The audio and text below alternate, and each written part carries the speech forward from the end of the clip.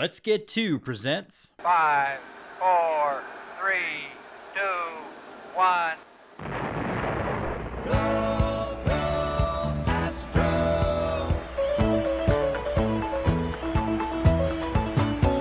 Here come the Astros, burning with desire. Here come the Astros, breathing orange fire. Here come the Astros, with winning on their mind.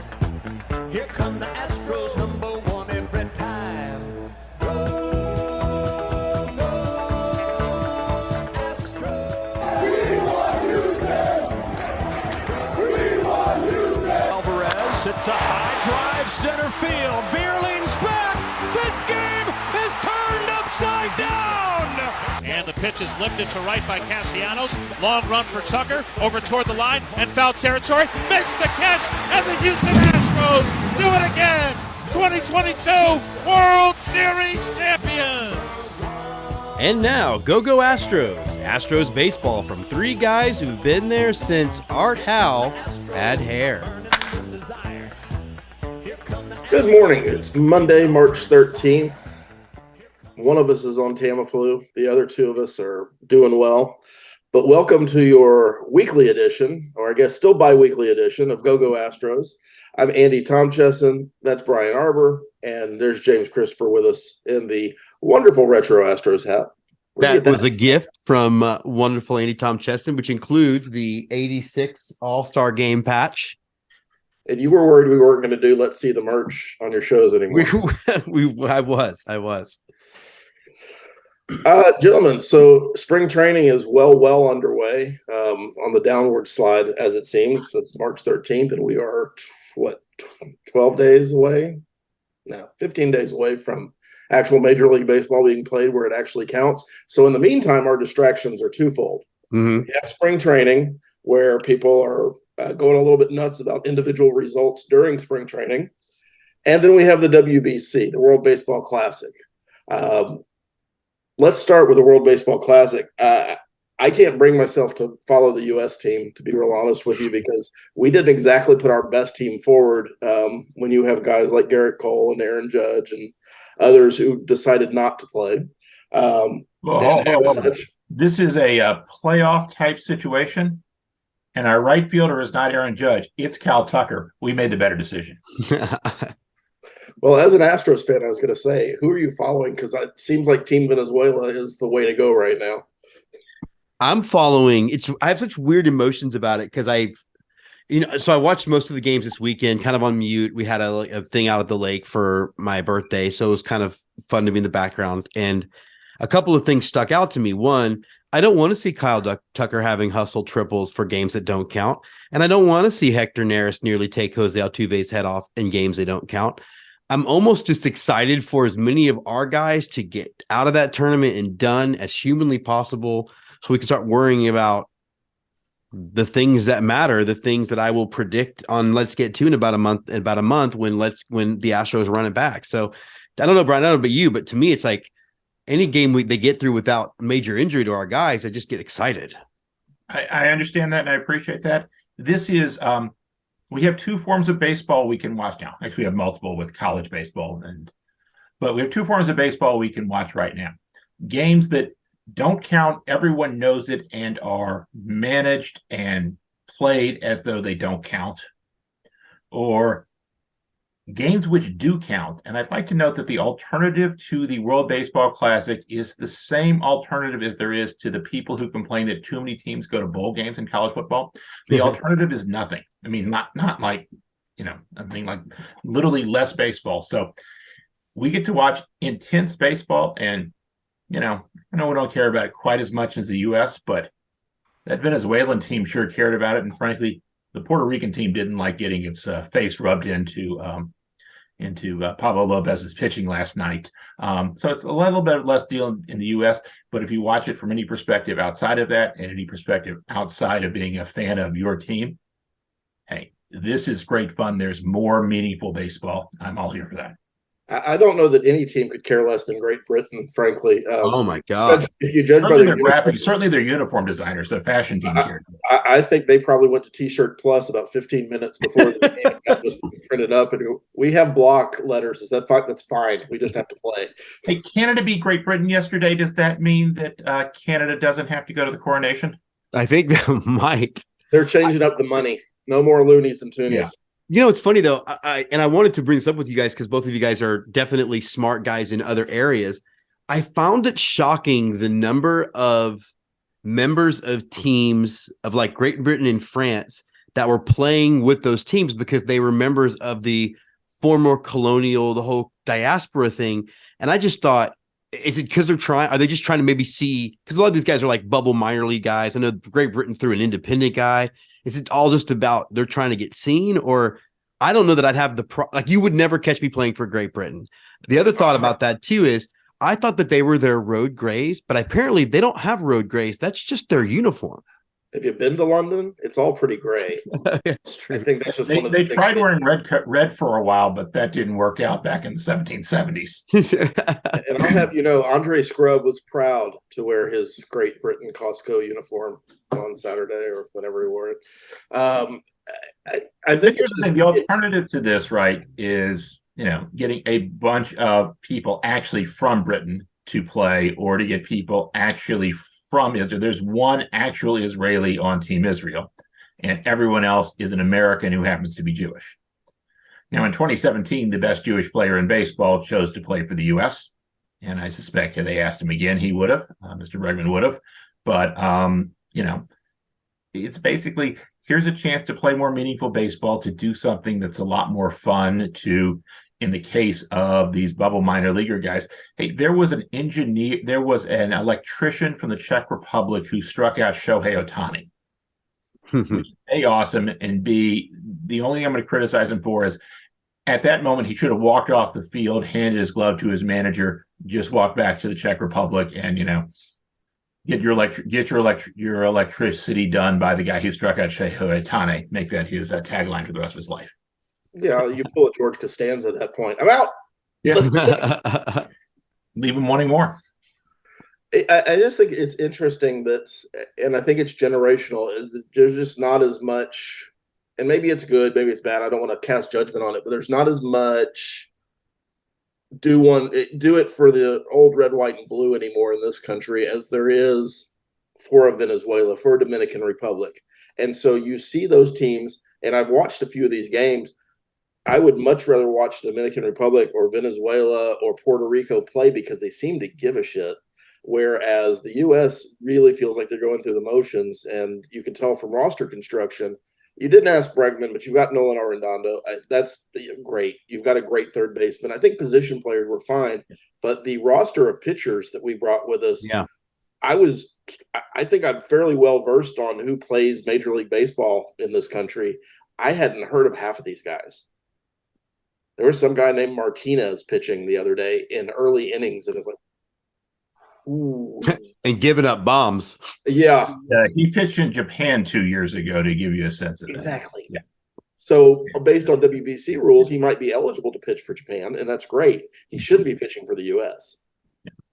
Well, Japan's good at this, so and they care a little bit too. And they also got a very easy bracket, so they have bombed their way through that through, useful techniques like playing Shohei Ohtani.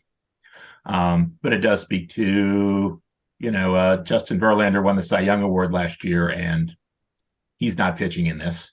But again, to speak to that, Sandy Alcantara won the ENL Award, and he was the opening day starter for the Dominican, and we'll see him again in the tournament.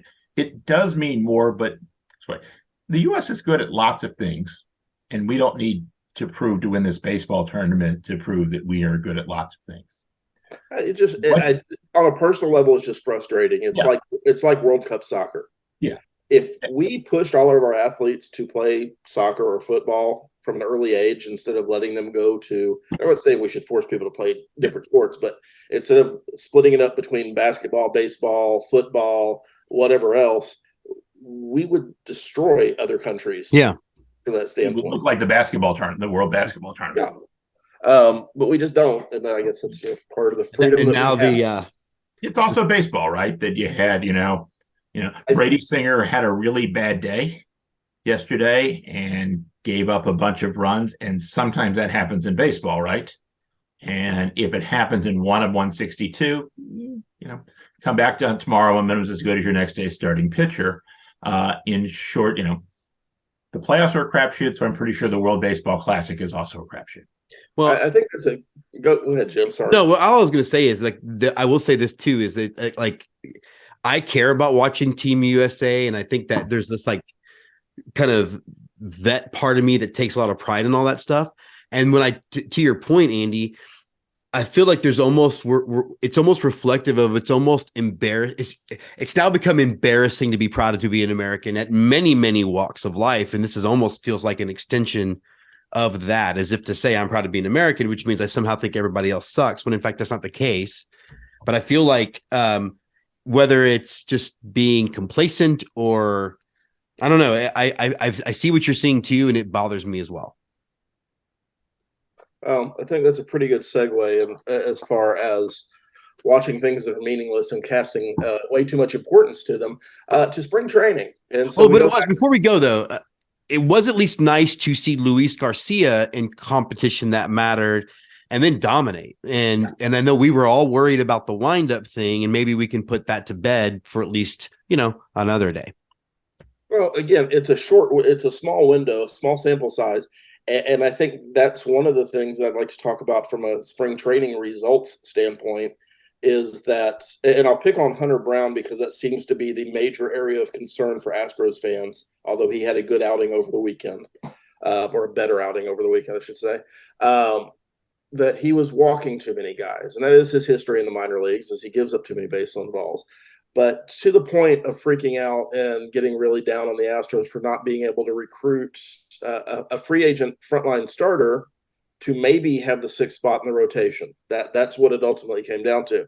And I still stand on this opinion that spring training, especially for pitchers, first is about how many pitches can you throw in the game and get your work in.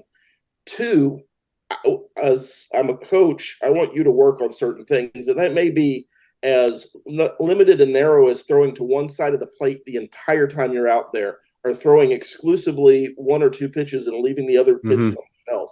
It could be a lot of different things, and it often is, especially in early spring training starts.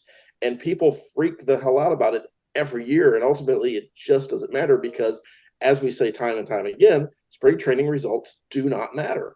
There's no correlation between how good you do in spring and how well your season goes during the regular season. Well, Andy, I'll say this here. I think this is exacerbated by modern technology. Sure, like everything else. When we were kids, or more precisely, when we were in college, right, in the 90s, right? Hey, the Astros played a spring training game yesterday, and here's three paragraphs on it in an AP story. And one guy from the Chronicle is down there, and they may have written a story, or they may have just been hungover and not gotten to the game. It doesn't matter either way, right? Today, right, we are able to watch or listen and pay attention to these, and then Twitter is its own echo chamber. So if we're on social media, right, all of this gets ramped up. We add that to, and we will talk about this again in April, small sample sizes are sometimes when that's all the data we have, we can't do a lot with that. So, yeah, we're on this roller coaster with Hunter Brown because he had a bad start last start and a good start this start. So put it together, and I don't know. I'll tell you more about it in April. Well, and I also think to his first start, they were pretty clear that they were working on sliders, to Andy's point. Like that was the goal, was to throw his slider. The very fact, though, that if we're going to look, and I get everything about Hunter Brown's career right now is small sample size, every part of it. But I'm going to take the 20-something innings.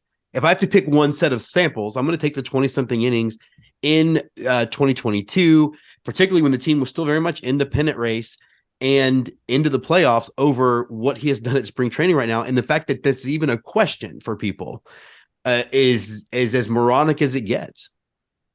Well, and the goal in spring training for a pitcher, especially in the first part of March, is not get outs. It's just throw pitches. when you get in an actual game that matters, the goal changes to get outs however you can. And yes, there's something to be said for managing your innings and managing how you pitch to one guy this time versus the next time you see him and all that kind of stuff. That's not what's happening in spring training. Nobody except for maybe Justin Verlander, it's not even true for him, goes to a spring training start with the goal of, I'm going to get everybody out. That's just not what they're here to do. And I think Astros fans who should know better don't seem to know better. Well, all I will say this is from an Astros fan's perspective is I did treat myself to, and I can say this on the air, Jessica doesn't watch the show. I did treat myself to 2 birthday presents. I got the 1990s Astros Road Gray and the 1990s Astros Home White, which means I think I'm only lacking one jersey, which I really want, which, Andy, it's that 1960s Road Gray Jimmy Wynn edition thing. I think you have it. I do. Yeah, that's the only one I'm missing.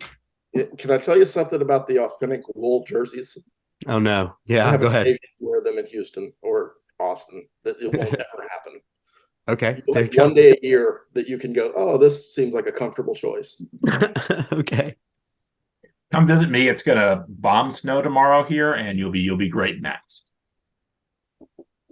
So what have you guys seen? And I'll start with Jim on this in spring training so far that you are encouraged by, or expected to see, or a little bit concerned with. I'm not really first of all, it's a weird spring training in sense that big chunks of the guys are gone, right? Like there was this reaction to the Astros losing the exhibition game when Brandon Bielak is your starter. So I'm not sure. So I think I don't really have, nobody's gotten hurt. And that's my big thing. The Lance McCullers story does concern me in as much as Lance McCullers story can concern me. And all it's really kind of done, honestly, is made me even think less and less of our fan base. So I don't know that I have anything good. And the main bad thing I have is nothing to do with the team actually on the field. I think it's gone the way you want it to go, to your point, and no major issues as a result of spring training games. And we're not, and not every team can say that, as we know, where our friends up in Yankeeville are collectively clutching pearls right now, as well they should, frankly. I think they've got a Tommy John message coming soon, whether they realize it or not. So for me, I'm not really overly concerned with anything on the field, and I'm very concerned over the moronic state of our fan base. I believe the moronic state of our fan base is a constant. we could have, had we been doing this podcast back in 1988, had such a technology existed, right? We could have said the same thing. So, hey, the most encouraging thing, Yordan Alvarez actually took some soft toss and swung a bat. And so my sort of read between the lines is they just looked at Yordan and said, you only need 2 weeks to get ready for the season. You're a hitter. Why do anything at the beginning of spring training? That's my optimistic take, fingers crossed take on what's going on with Yordan. Lance threw the ball yesterday, so maybe he'll be back in pitching before December. That's also an optimistic take there. What year? But yeah, Justin Durden seems like someone who, if they need to give him at bats during the year, could be someone who does something. But it's short sample, so it could just be he's having the hottest week of his life in spring training. Mm-hmm. Yeah, I think that's the other part of it, is that you have a guy who's having a hot streak as a hitter in spring training. Who are they facing at that point? And what is that guy working on? Because very often, by the time Durden's in the game, you're talking Double-A pitchers. Mm-hmm. So we'll go from spring training results that don't matter to something that does matter to a lot of us. Yuli Gurriel finally signed a deal with the Florida Marlins, or Miami Marlins. Pick a name. And for a lot of people, this has caused a lot of feelings to surface. Yuli, of course, has played parts of 7 seasons with the Astros. Came up with 36 games left, I guess, in the 2016 season. And was an essential part of 2 world championship teams, teams that made 6 ALCSs. We can all remember what happened the last 6-7 years. Yuli signed a deal with the Marlins, they have apparently 5 first basemen on their roster right now. It doesn't make a lot of sense to me other than he's Cuban and he's getting closer to home. So from that standpoint, good.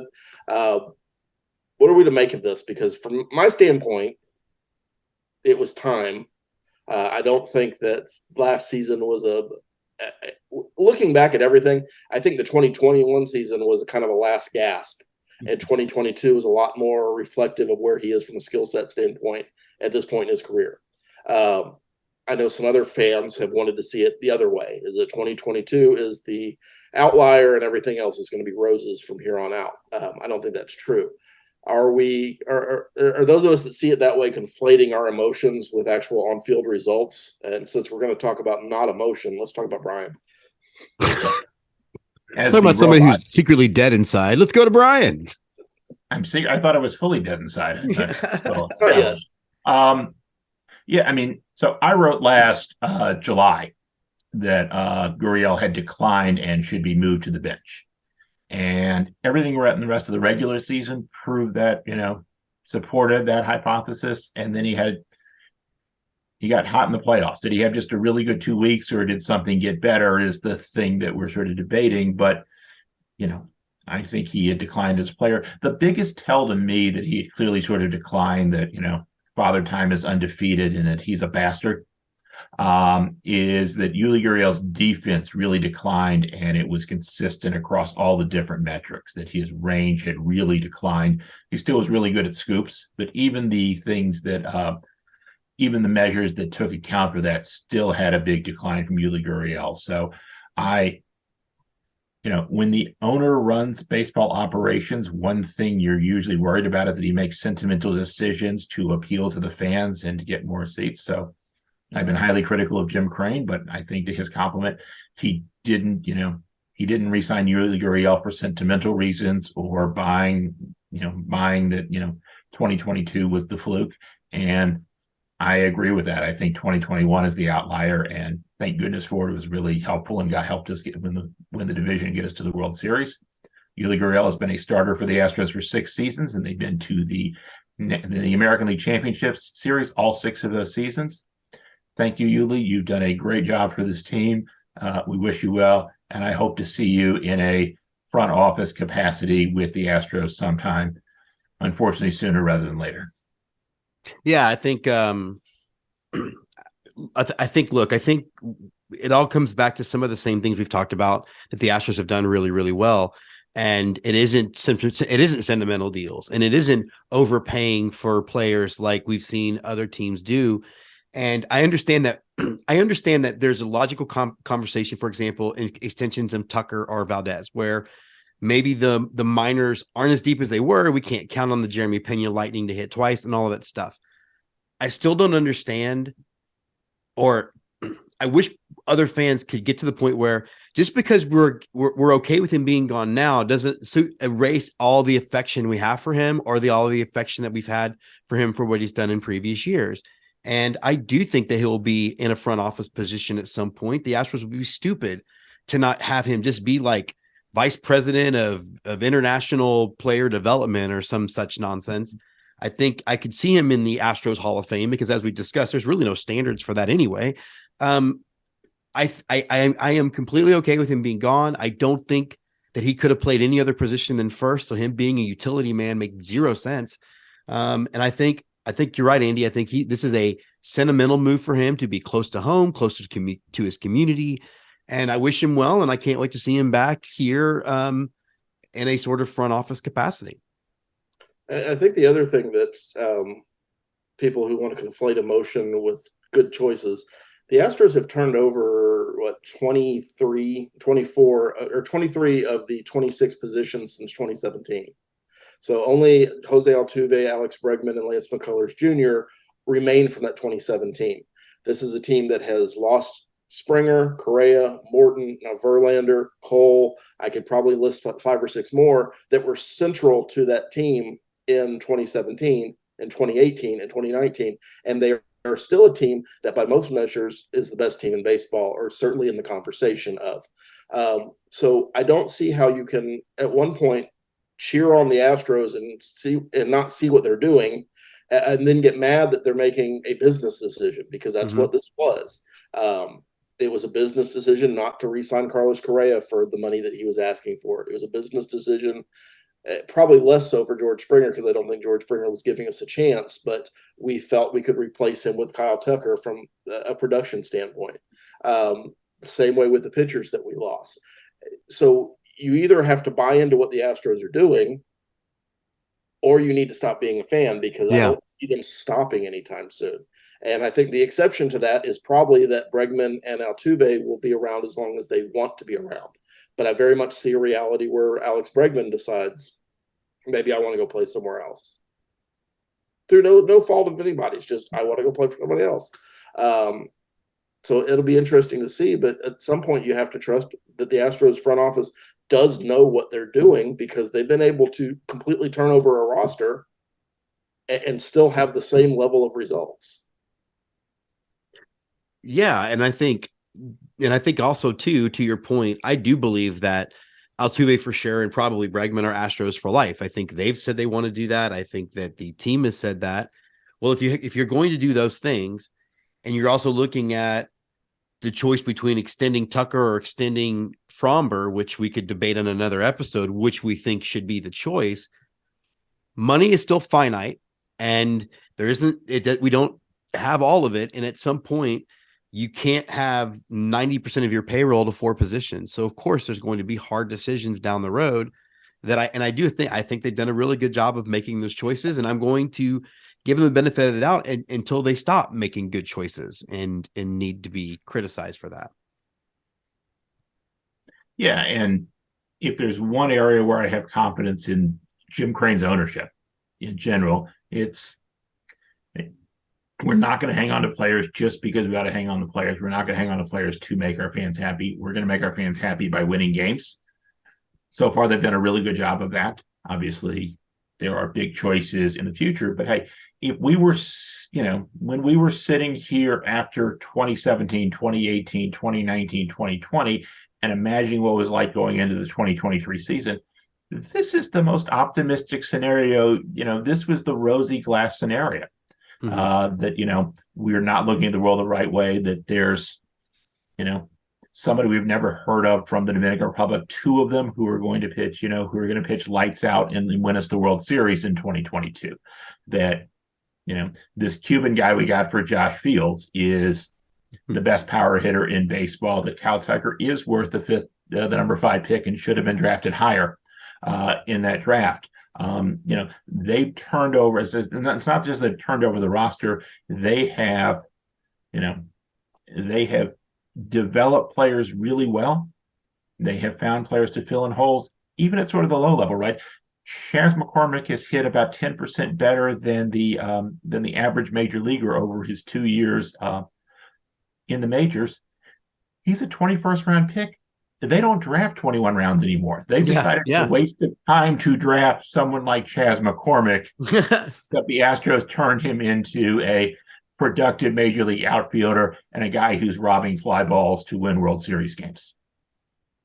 Yeah, and that's something I want to get into again on the show later on, because maybe this is a good topic if we want to come back next week or when we come back in 2, is the center field position, because he's done all of that stuff, Brian, and there's still a healthy debate as to whether he'll be the starter in 2023. And it's a good debate to have. And I think it's, again, to your point, you give accolades and congratulations for what happened before. You don't necessarily let what happened before blind you to what can happen tomorrow. And I think that's a reason why I'm glad that we have a relatively cutthroat approach to the game right now. Hey, and if you're a fan and all you care about is sentimentality and what happened in the past, and I love this guy, wonderful. That is absolutely great. There's no reason you should abandon that. Just don't, when they're making decisions on what to do in the future, just don't conflate your emotions with what the job of the front office is. And if that means I just never want to think about baseball from a front office standpoint, great. You should do that, because that's a perfectly reasonable way to do it, because part of the job of the general manager and the various people in the front office is to say, we don't like to say this, but Yuli Father Time is undefeated. Sorry, my dude. Yeah. I know we're Andy, go ahead. I was trying to see when Miami comes to Houston this year, but that doesn't happen. So I'm not sure how Yuli's going to get his ring, but I'm sure we will have a wonderful video when he comes in 2 years. They're going to be at Miami because they're playing the team this year with the new balanced schedule. Right. I'm just hoping that, if the Astros do nothing else well, one of the things they do really well is put together retrospective videos for guys they let go. And sometimes we use them for effects, like Charlie Morton can't pitch because he's too emotionally involved. It showed. It works. Whatever weapons you have. They also have lots of practice at it. Exactly. Yeah, exactly. So I think we're going to come back in 2 weeks with probably a season preview because the season will be 3 days away at that point. But I think that's all we have today. Gentlemen, parting shots. Yeah, I got two. One, I'm going to do a shout out to one of our biggest fans of the show. It's at Astros for me, Astros Baseball for Life. He had a tweet earlier that really tied into our conversation. And it said, the fact is that Shohei Ohtani is risking hundreds of millions of dollars by playing in the WBC. Garrett Cole's contract is guaranteed until he retires and still won't play. So I think there's that. But from another walk of life of mine, I want to do a shout out to Jamie Lee Curtis, who did win the Oscar last night. And I just love the fact that she did a shout out to all her horror fans out there, because that is a genre not respected by the Hollywood mainstream. And I love the fact that she didn't forget us. So thank you, Jamie, and Go Astros. Good. Hey, this week, conference baseball play starts in, the only conference that matters in college baseball, the SEC. Andy, do you think your Aggies are going to be able to win a game against the number one team in the country, my LSU Tigers, who, have the number one pick in the draft, Dylan Cruz, have another top 10 pick, Paul Skeens, who James, got out of his Air Force commitment with NIL money, and next year's top 10 pick in Tommy Tank. So I'm optimistic about the number one Tigers. So that Air Force guy will be perfect for playing for Team USA in 4 years. I mean, he owes some obligation to this country other than all the money he had to pay back to the Air Force for his first 2 years of want to play, but it's fine. I will answer that question by countering to you. What is LSU's record at Olsen Field the last few years? Because those teams, regardless of record or talent, seem to play each other pretty tightly for whatever reason. But that's life of the SEC. Jim will get to experience it after his team rolls through whatever's going on in the Big 12 this year for one last time. And I think Texas is always good at the last year in the league winning that conference championship. So from your lips, man, from your lips. I want to get out of this hellscape of Tamiflu, so I'm going to sign off now. I have nothing good to add other than thank God I can't watch baseball on TV because we still can't figure out A, who's going to be broadcasting the Astros in 17 days, and B, why AT&T Sports can't just show me some spring training games. I know there's a market. Go Astros.